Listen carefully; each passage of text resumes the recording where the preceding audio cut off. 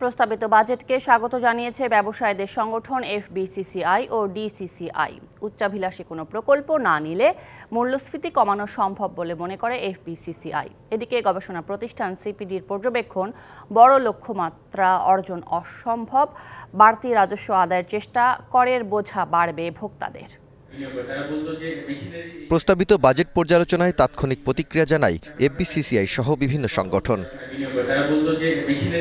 সংগঠনটির সভাপতি বলেন, প্রস্তাবিত বাজেট বাস্তবসম্মত ও বাস্তবায়নযোগ্য, মূল্যস্ফীতি কমাতে উচ্চাভিলাষী প্রকল্প না নেওয়ার পরামর্শ। এত সীমাবদ্ধ প্রতিকূলতা আছে, not only our country, in world wide. এর মধ্যেও সাধ্যের মধ্যে যে বাজেটটা দিয়েছে এবং নির্বাচনী ইশতেহারে যেগুলি ছিল সেগুলির প্রতিফলন এই বাজেটে দেওয়ার চেষ্টা করেছে। তার জন্য আমরা সরকারকে ধন্যবাদ জানাই। বাজেটের বেশ কিছু চ্যালেঞ্জ থাকলেও কঠিন অর্থনৈতিক পরিস্থিতিতে এই বাজেটকে বাস্তবসম্মত বলেই মনে করছে ডিসিসিআই। টার্গেটই করা হচ্ছে 4.5 লেভেলে।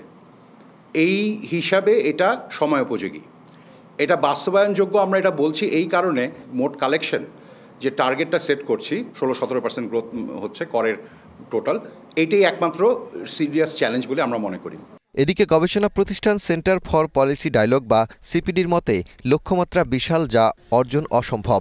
এই বর্তমান সময়ের যে সমস্যা এবং এই যে ক্রান্তিকালীন একটা সংকট দেখা দিয়েছে অর্থনীতির চারিদিকে, তো সেইগুলোর সমাধানের জন্য এই বাজেট উপযুক্তভাবে পদক্ষেপগুলি নিতে পারেনি এবং দিক নির্দেশনাও দিতে পারেনি।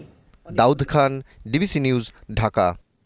নগদে 500 টাকা বা তার বেশি পেমেন্টে পেতে পারেন ঢাকায় জমিসহ 20 কোটি টাকার পুরস্কার।